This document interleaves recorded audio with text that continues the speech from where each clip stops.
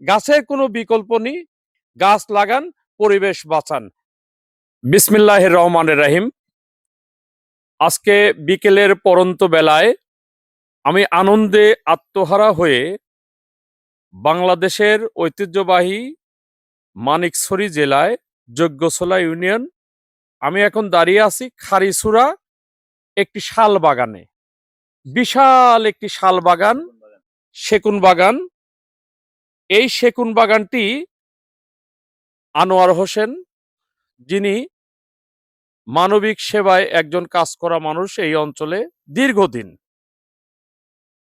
এবং একটা প্রতিষ্ঠানে কর্মরত।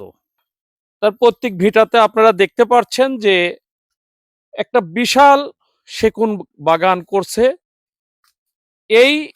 এটা পাহাড়িয়া অঞ্চল। এই অঞ্চলটা আমি প্রায় 500 ফিট উপরে দাঁড়িয়ে আছি, সমতল থেকে 500 ফিট উপরে দাঁড়িয়ে আছি। উঁচু নিচু টিলা, রাস্তা নিচু, রাস্তা উঁচু, মানে হুন্ডা চালাতে গেলে হুন্ডার পাওয়ার শেষ হয়ে যায়, এইরকম একটি জায়গায় আমি দাঁড়িয়ে আছি। এই অঞ্চলের যারা বসবাস করে তারা বাগান, বিভিন্ন আবাদ, বিভিন্ন ফসলাদি উৎপাদনের মাধ্যমেই তারা জীবনযাপন করে। আসলে এখানে কোনো মিল, ফ্যাক্টরি, কলকারখানা নেই। তাদের জীবন এবং মান কৃষি আবাদের পর দিয়েই চলে, দুই একজন ব্যতিরেকে। তো যাই হোক, আমি এই সকল বাগান শুধু খাগড়াছড়ি, মানিকছড়ি, বান্দরবন, চট্টগ্রাম, রাঙামাটি বা যে সকল পাহাড়িয়া অঞ্চল আছে এই এই এই সকল জায়গায় নয়, সমতল এলাকাতেও এই সকল বাগানগুলো করার জন্য আমি সবাইকে অনুরোধ রাখবো, যাদের পরিত্যক্ত জায়গা আছে সে জায়গাগুলো অন্ততপক্ষে একটি গাছ লাগায় রাখবেন। গাছের কোনো বিকল্প নেই।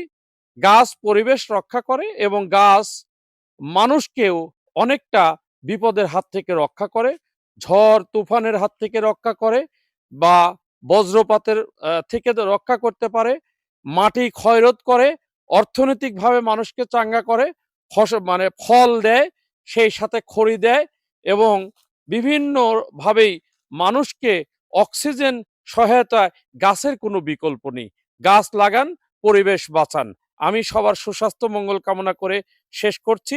আসসালামু আলাইকুম ওয়া রাহমাতুল্লাহ।